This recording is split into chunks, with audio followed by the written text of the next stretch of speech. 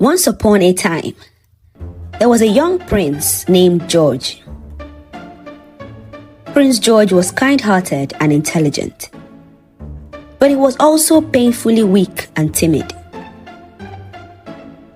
He does not speak to anyone else apart from his parents. He barely talks to his teachers. He failed woefully in all the physical trainings and activities his parents enrolled him into in preparation for being king, including his archery, swimming, and horse riding classes. Many of his teachers would quit out of frustration, as Prince George is too weak to participate actively or even try to learn. His parents, King Ago and Queen Susan, worried deeply about his future. They feared that George's timidity and extreme weakness would make it difficult for him to lead their kingdom effectively when the time comes for him to be king. In their concern, King Ago and Queen Susan announced a grand reward for anyone who could help Prince George become brave, confident, and strong. The proclamation echoed throughout the land. Many sorcerers and herbalists stormed the kingdom with magical potions and herbs for the prince to drink in order to become strong and brave. Even some of the strongest warriors in the kingdom offered to tutor Prince George. But despite the many attempts by wise mentors and sorcerers, none succeeded in overcoming George's timidity and weakness. The king, out of desperation, summoned the greatest priest and witch the kingdom had ever known. The witch is evil and an enemy of the kingdom. But King Ago was hoping he could strike a deal with her to heal his prince. The evil witch arrived at the palace and asked to meet with Prince George. She smiled wickedly when she saw him, and then she gave him a potion to drink. "Take this, young prince, and you will become stronger than anyone that ever lived," she said. The prince was hesitant, but he wanted to become strong and make his father proud. And so he chugged down the potion. Immediately, the prince transformed into a beast-like creature. His muscles grew out of his clothes, and his face changed and became scary. The evil witch laughed hysterically and disappeared, leaving behind cold shivers. The king and the queen were dumbfounded and terrified. The prince rushed over to a mirror at the wall, and when he saw his new image in the mirror, he fell on his knees and wept bitterly.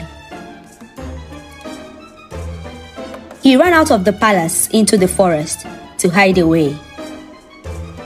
King Ago sent some guards after the prince. They searched all around the forest, but they couldn't find him. As the prince wandered deeper into the forest, he met a young girl named Elizabeth, who lives at the outskirts of the kingdom. Elizabeth is a maiden who works menial jobs to sustain herself and her grandmother.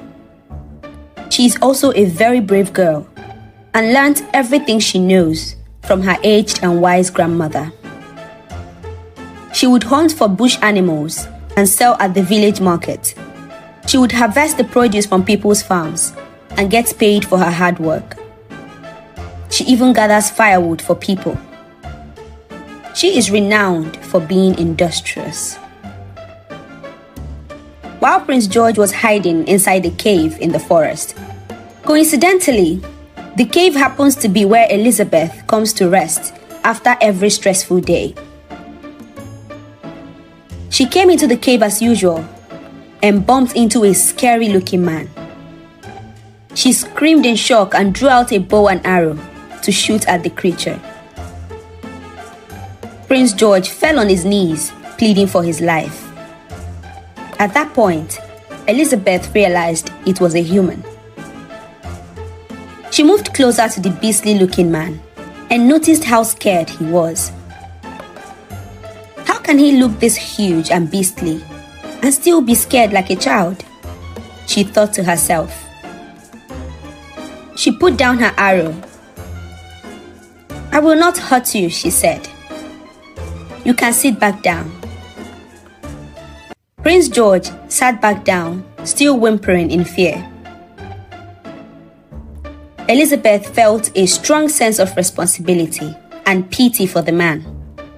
And so she asked him, would you like some food and water? I could go get you some for dinner. I live really close to here.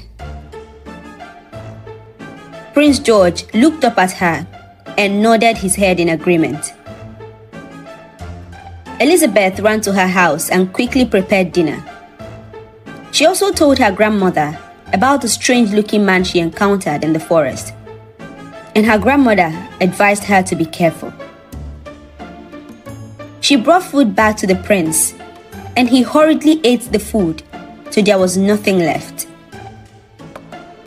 Elizabeth also brought him some old wrapper to cover himself for the night, and she promised to come back the next day to see him.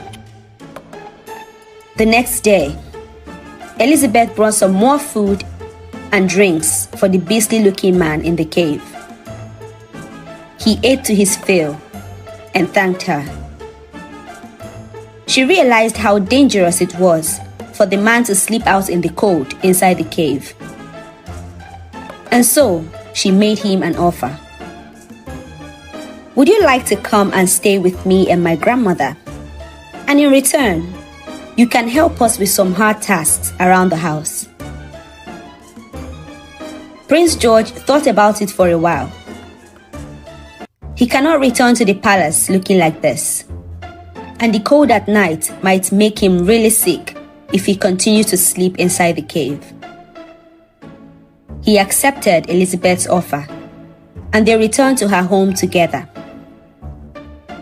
Elizabeth's grandmother was shocked to see how he looks, but she was also too kind to send him away.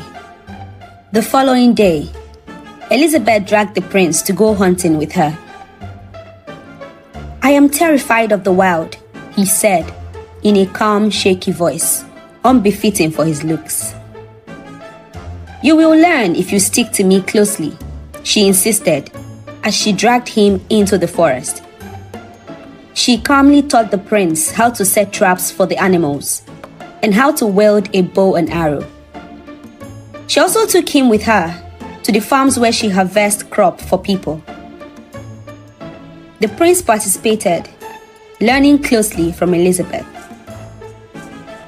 Meanwhile, King Argo and his queen were still searching for their son throughout the kingdom.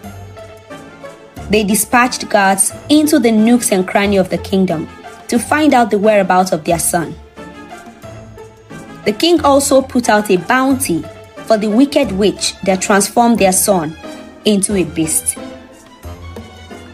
Weeks passed and turned into months, yet no word was heard about the prince. Queen Susan became sick from worry, and the king vowed to continue to do all he can to find their son. As days passed, Elizabeth's patient guidance began to work wonders. Prince George found himself growing more confident, finding strength in his own voice and in his ability to make decisions. With Elizabeth's support, he faced challenges with newfound courage, going hunting by himself, drawing water from deep wells, chopping firewood for sale, harvesting farmlands with ease. And as he embodied this newfound courage, he was transforming back to his old body, one day at a time.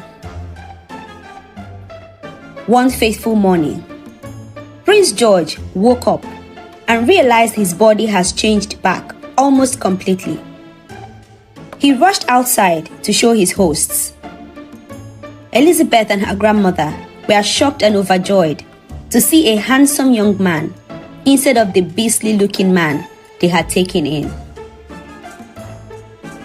the prince embraced Elizabeth with tears in his eyes and asked her to follow him back to his house. Elizabeth and her grandmother were unaware of the fact that he is a prince, but they agreed to accompany him back to his home. When they arrived at the palace, King Agu and Queen Susan were so happy to see their son back and in good shape as they've always known him. They embraced him tightly and ordered for a banquet to be thrown in his favor. The prince introduced Elizabeth and her grandmother to his parents and told them how they took care of him. The king and queen also embraced Elizabeth and her grandmother, who were in shock at the revelation. They were taken into a beautiful room in the palace, and the palace maids beautified them in preparation for the prince's banquet. When the prince saw Elizabeth dressed in a beautiful ball gown as she made her way to the banquet table, he couldn't take his eyes off her. He fell deeply in love with her and asked her to be his wife in the presence of his family and her grandmother. She accepted to be his queen and wife as their parents and their guests cheered them on. The wicked witch was apprehended some days later and imprisoned in the cold underground prison in the palace, away from human interaction. Prince George and Queen Elizabeth ruled the kingdom with grace and wisdom, their love for each other a guiding force in their reign. Prince George, once weak and timid, became a beloved and courageous king, all thanks to the young maiden who believed in him. This is the end of my story.